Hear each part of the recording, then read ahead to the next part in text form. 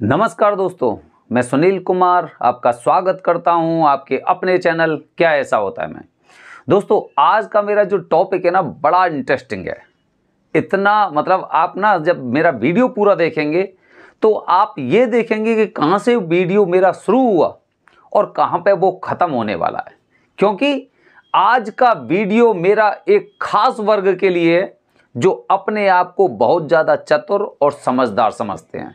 ठीक है, इसीलिए आप समझदार हो सकते हो, आप चतुर हो सकते हो, इंटेलिजेंट हो सकते हो, आप धनवान हो सकते हो, लेकिन आप भूल जाते हैं कि ये भी काल सर्प दोष है।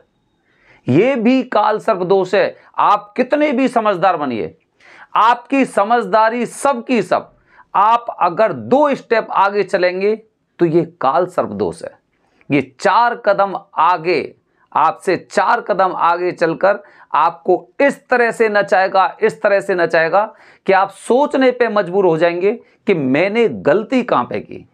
और वो गलती, आप अपनी गलती में कुछ आप सुधार भी नहीं कर सकते, आप उस गलती को भी नहीं ढूंढ सकते। क्योंकि आपने जो सोचा है अपने दिमाग से, जो आपको जो ज्ञान प्राप्त हुआ है आपके आसपास के लोगों से या फिर आपके जो गुरुजी होते हैं उनके माध्यम से। तो दोस्तों, आज का मेरा टॉपिक, आप समझदार हो सकते हैं, आप बुद्धिमान हो सकते हो, लेकिन यह भी काल सर्प दोष है, इतना आसानी से पीछा नहीं छोड़ेगा। तो दोस्तों, क्या होता है, हम बहुत ज्यादा समझदार होते हैं, हमारे पास ज्ञान है, हम जगह जगह बहुत अच्छी यूनिवर्सिटी से पढ़े हैं, हमारा संपर्क बहुत अच्छे लोगों से है, कहते हैं ना कि जिनका स्टैंडर्ड बहुत ज़्यादा होता है, तो हमारा दिमाग भी, हमारी बुद्धि भी उनके अनुसार हो जाती है। ठीक है, मैं अपनी वीडियो के माध्यम से आपको काफ़ी बार जानकारी दे चुका हूं कि हम काफ़ी बार एक डॉक्टर से इलाज लेते रहते हैं, जो भारत का बहुत अच्छा डॉक्टर होता है, एलोपैथिक की बात कर सकते हैं हम। ठीक है, वो डॉक्टर आपका रोजाना इलाज कर रहा है, डेली आपका ट्रीटमेंट चेंज कर रहा है, लेकिन आपकी तबीयत में सुधार नहीं हो रहा। कुछ समय के लिए आपको लगता है कि आपकी तबीयत में थोड़ा बहुत सुधार हो रहा है, लेकिन उसके बावजूद भी जब कुछ समय व्यतीत हो जाता है, उसके पश्चात आपको लगता है कि मुझे ना कुछ सुधार समझ में नहीं आ रहा है। इसी तरह से जब आप कंटिन्यू ट्रीटमेंट लेते हैं, लेकिन जब आप सोचने लग जाते हैं कि मुझे इससे कुछ फायदा नहीं मिल रहा, उसके बावजूद भी आप उसी रास्ते पर आगे बढ़ते रहते हैं। क्योंकि आप बहुत ज़्यादा समझदार हैं। आपको केवल एलोपैथिक दिखाई दे रहा है, उसके अलावा कोई भी चीज आपको दिखाई नहीं दे रही। तो दोस्तों, इसी तरह मैं आपको बताने का प्रयास कर रहा हूं, हमारे देश में बहुत ज्यादा लोग समझदार भी उस समय बन जाते हैं जब काल सर्प दोष उन्हें ना अपने जाल में घुमाने का प्रयास करता है।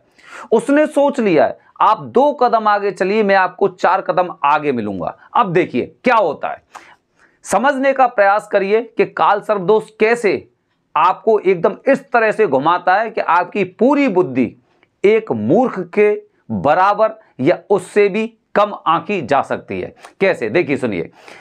जैसे कि मैं अपनी वीडियो के माध्यम से आपको बताता हूं कि काल सर्प दोष की शांति के लिए सर्वोत्तम स्थान त्र्यंबकेश्वर है। अब आप तो समझदार हैं, आपका जो बैठना उठना सबकी सब वो अच्छे लोगों के साथ है, बड़े लोगों के साथ है, पैसे वाले लोगों के साथ है।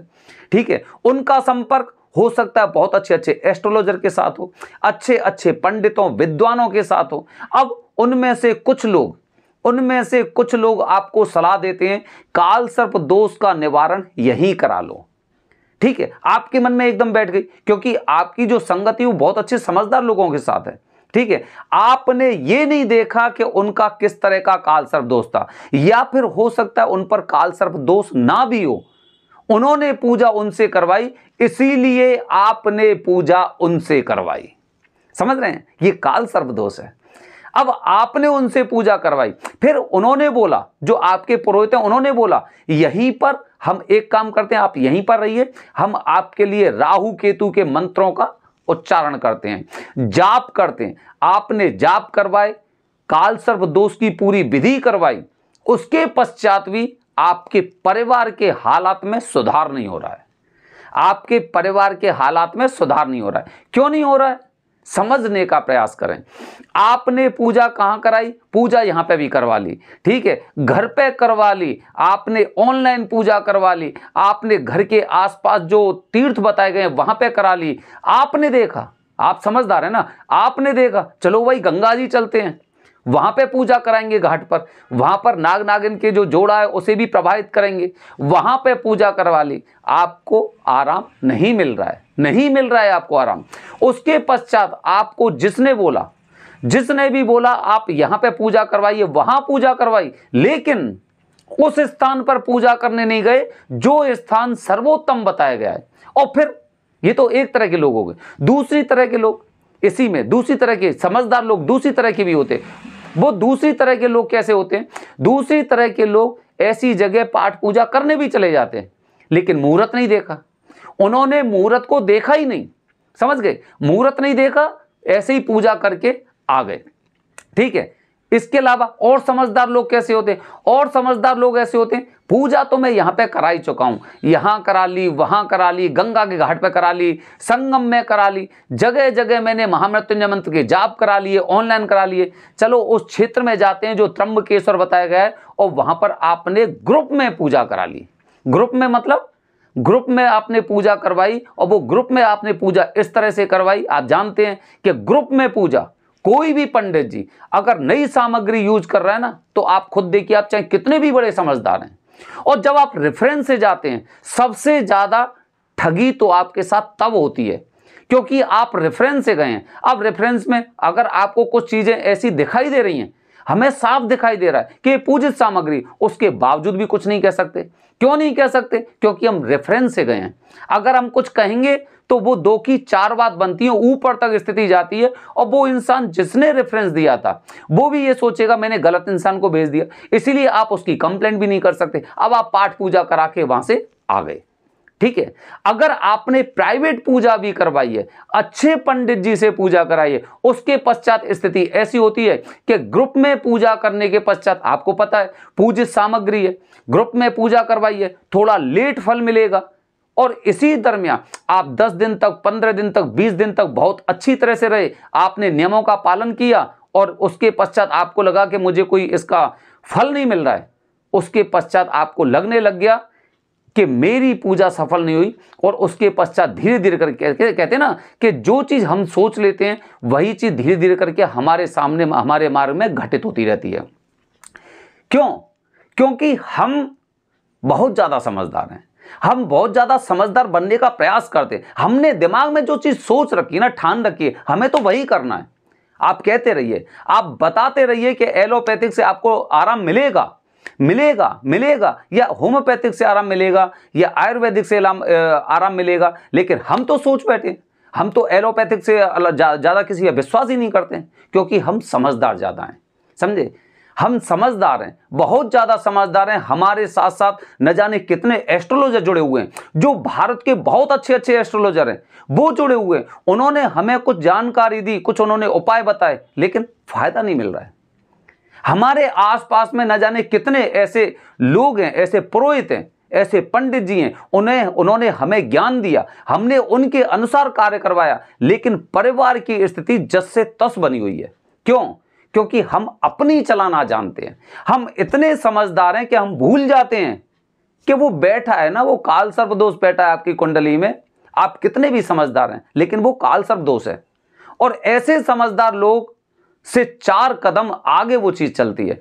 इससे अच्छा तो वो लोग होते हैं जो इन सब चीजों पे ज्यादा विचार नहीं करते। वो लोग क्या सोचते हैं, मेरे गुरुजी ने बताया मुझे कालसर्प दोष की पूजा करानी, अरे वरदानी पंडित जी से मैंने पूजा करा ली, 40 दिन के उन्होंने नियम बताया, बस खेल खत्म हो गया।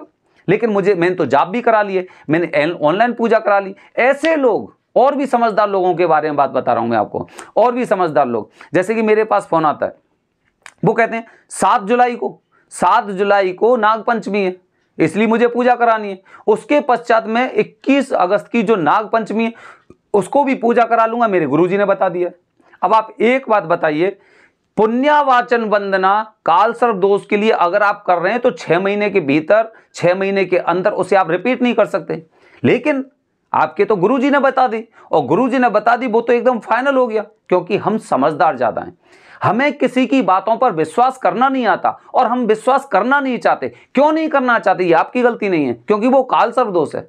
वो आपसे 4 कदम आगे चल रहा है। आज तक जिंदगी में आपने किसी की नहीं सुनी होगी, ना परिवार में सुनी होगी, ना कहीं और सुनी होगी, लेकिन आपको मूर्ख बना रखा है उस काल सर्प दोष ने। वो आपसे वही प्रयास कर रहा है कि आपके परिवार में से, आपके बेटे में से, या फिर जिसकी कुंडली में काल सर्प दोष है, वो दोष मिटना नहीं चाहिए। हम समझदार हैं, हम समझदार बनने का प्रयास करते हैं, हम बहुत ज्यादा समझदार हो जाते हैं। लोग फोन करते हैं, उनको सारी बातें बताई जाती हैं, उसके बावजूद भी क्या करते हैं? मैंने उन्हें बताया गुरुजी पूजा करेंगे, अकेले में पूजा करेंगे, नई सामग्री से पूजा करेंगे, दक्षिणा कितनी होगी? इतनी होगी दक्षिणा। अच्छा, इतनी दक्षिणा होगी। वहां पे जाने के पश्चात वो लोग पूजा कराते हैं पूजित सामग्री से, अकेले में पूजा कराते हैं। अब एक बात बताइए, जब अकेले में आप पूजित सामग्री से पूजा करा रहे हैं, इससे अच्छा तो ये काल सर्प दोष है। ठीक है, काल सर्प दोष की पूजा आप ग्रुप में कराइए, आपके तो ज्यादा पैसे बचेंगे ना। पूजित सामग्री से अकेले में पूजा कराना कोई प्राइवेट पूजा नहीं है, लेकिन समझदार हम ज्यादा हैं।